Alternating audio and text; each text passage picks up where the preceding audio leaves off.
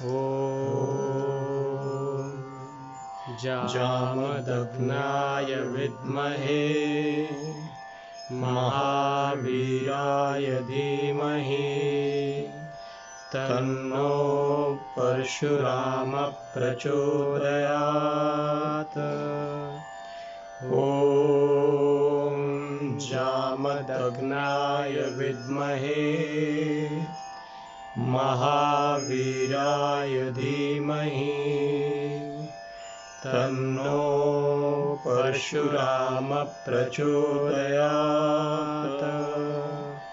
ॐ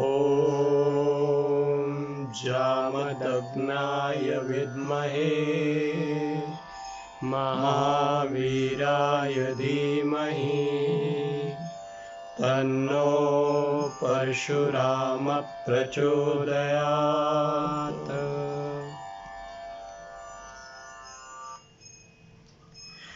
जय श्री राम, जय श्री कृष्ण। आप लोग समझ ही गए होंगे कि हम किस मंत्र को लेकर आरंभ कर रहे हैं। परशुराम जी का दिव्य चिंतन हम लोग आज करने के लिए यहाँ बैठे हैं। बंधुओं, ध्यान रखना, किसी का भी जब चरित्र हम आरंभ करते हैं तो उसके अंदर सबसे पहले एक चिंतन ये होता है कि उनके पूर्वज कैसे थे। परशुराम जी के अंदर इतना दिव्यता का तेज कहां से आया।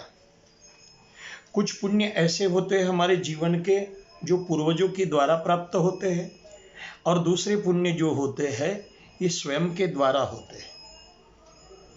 कुछ ऐसा ही चिंतन इनके पूर्वजों का पहले हम आरंभ करें। इनके पिता और दादा, इनका हम थोड़ा चिंतन करें कि दादाजी ऋचिक ऋषि। ऋषि का अर्थ ही होता है कि नए नए चीजों का संशोधन करना, नई चीज को खोजना। हमारे ऋषि मुनि केवल आश्रम में बैठते नहीं थे। देखिए ना, कर्दम ऋषि ने सबसे पहले विमान को कैसे बनाया, अद्भुत विमान की रचना की। जो जैसा बैठता था उसके अनुसार वो छोटा बड़ा होता था। अनेक प्रकार के उसके अंदर विभिन्न सुख सुविधाएं थी, और केवल मंत्रों के द्वारा ही वो विमान चलता था। वशिष्ठ जी को ले लीजिए, अत्रि ऋषि को आप ले लीजिए। 14 भुवन के अधिपति नारायण को प्रकट करना, ब्रह्मा विष्णु महेश, दत्त भगवान की ये दिव्य कथा। वशिष्ठ जी के पास वो दिव्यता का सामर्थ्य था। ऋषिक ऋषि ने ही अपने जीवन के अंदर वही कार्य किया। उन्होंने देखा गांधी की एक कन्या सत्यवती, उनकी इच्छा हुई कि हम अपने जीवन के अंदर वैवाहिक जीवन बिताए, और इसलिए गांधी जो थे सत्यवती को मांग कर ली। उस समय यहां वर्णन ये करते हैं कि उन्होंने थोड़ा चिंतन किया अपनी कन्या को देते समय, और तत्पश्चात एक शर्त रखी कि आपको अगर इस कन्या से विवाह करना है तो सबसे पहले 1000 ऐसे घोड़े जिसके सबके रंग सफेद हो, ध्यान से सुनिएगा। एकतम श्याम करणानाम हैया चंद्र वर्षासम सहस्त्र दिया शुल्कम कन्यका कोशिका वयम। उनके कान जो हो, एक एक कान जो है वो श्याम वर्ण का चाहिए, और 1000 सफेद घोड़े ऐसे चाहिए, तो मैं मेरी कन्या का विवाह आपके साथ कर दूं। बस इच्छा प्रकट की ऋचिक ऋषि ने, और उसी समय यह चले गए। वरुण देव को प्रसन्न किया और 1000 वैसे ही घोड़े प्राप्त करके दे दिए। बड़े आनंद के साथ इनका विवाह सत्यवती के साथ संपन्न हुआ। अब अपने कुलों को आशीर्वाद देने के लिए भृगु ऋषि जो है वो वहां पधारे। सत्यवती ने बड़ा मन प्रसन्न हुआ। हमारे पूर्वजों के द्वारा आशीर्वाद, माता पिता का आशीर्वाद, गुरु का आशीर्वाद, आचार्यों का आशीर्वाद, बड़े बुजुर्गों का आशीर्वाद, ये बहुत बड़ा है। आशीर्वाद के द्वारा बहुत से कार्य सिद्ध हो जाते हैं। इसलिए सत्यवती अत्यंत कुशल गृहिणी है। इसने विचार किया कि हमको एक ऐसा सुंदर और दिव्य तेजस्वी पुत्र चाहिए, और भृगु ऋषि को कह दिया। पहले तो सौभाग्यवती का उनको जो है आशीर्वाद दिया, परंतु कन्या ने यह कहा मुझको तेजस्वी पुत्र चाहिए। ठीक है, मुझको भी चाहिए, मेरी माता को भी चाहिए, और इसलिए दो नियम बताए। तुम्हारी माता के लिए तो पीपल का वृक्ष, इनकी परिक्रमा, इनका पूजन, और तुम गुल्लर का जो है वृक्ष उसका पूजन करना। और दोनों जो है भात बना दिए, चरु बना दिए।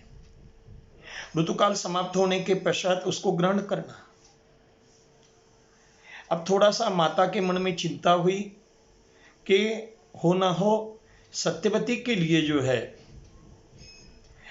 ये विशिष्ट कोई चरु बनाया होगा, और इसलिए उसने उनका अदला बदल कर दिया।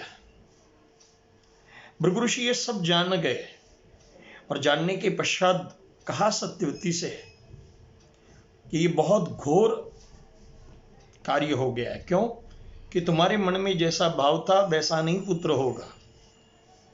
ये पुत्र तो क्षत्रिय के समान बन जाएगा। तो इसलिए क्षमा प्रार्थना करने लगी। आप कहिए मैं अब क्या करूं? उस समय फिर सत्यवती ने यह कहा कि मेरा पौत्र भले ही क्षत्रिय के जैसा व्यवहार करे। इस तरह से मन में विचार किया। भृगु ऋषि ने आशीर्वाद दे दिया। सत्यवती जो है कुछ समय के पश्चात जमदग्नि को जन्म देती है। अत्यंत विद्वान और तेजस्वी व्यक्ति को जन्म दिया है। सब शास्त्रों में कुशल ऐसे व्यक्ति जमदग्नि है। और सत्यवती जो है यहां वर्णन ये करते हैं कि यह एक दिव्यता की ऐसी नदी बन गई। कौशिक नदी ऐसा वर्णन करते हैं। सा चा भूतो सुम महापुण्य कौशिकी लोक पावनी रेणो सुतो रेणुका वे जमदग्नि रूहा वयम। यहां वर्णन करते हैं कि इस तरह से ये कौशिक नाम की लोक पावनी गंगा बन गई। इस तरह से सत्यवती का ये चरित्र वर्णन किया। अब जमदग्नि जो है धीरे धीरे बड़े होने लगे। बड़े होने के पश्चात उनका दिव्यता का ज्ञान, और दिव्य ज्ञान के द्वारा उन्होंने क्या किया, प्रसेनजीत की कन्या रेणुका अत्यंत तेजस्वी, अपने पिता के घर के ऊपर ही अनेक प्रकार के पुण्य कर्म और धर्म को बढ़ाया रेणुका ने। इन्हीं के साथ अत्यंत प्रसन्न चित्त से जमदग्नि का विवाह रेणुका के साथ संपन्न हुआ, और इनका वैवाहिक जीवन अब आरंभ हो रहा है। धीरे धीरे वर्णन ये करते हैं, यहां पर संतति हुई महाराज। 4 पुत्र प्रथम हुए, और उसके पश्चात जो है 5वें पुत्र जो है उनका वर्णन यहां पर करते हैं। वो परशुराम जी के नाम से विख्यात हुए। बड़े ही सुंदरता के और तेजस्वी व्यक्ति का जन्म यहां पर होता है। तस्या वे भार्गव ऋषि सुता वसुमादाय, यह वर्णन करते हैं। और तत्पश्चात दिव्य परशुराम का प्रागट्य हुआ। ऐसे परशुराम जी को हम दंडवत प्रणाम करते हैं, और क्रमशः उनके दिव्य चरित्र का चिंतन हम आगे करते रहेंगे। परशुराम भगवान की जय।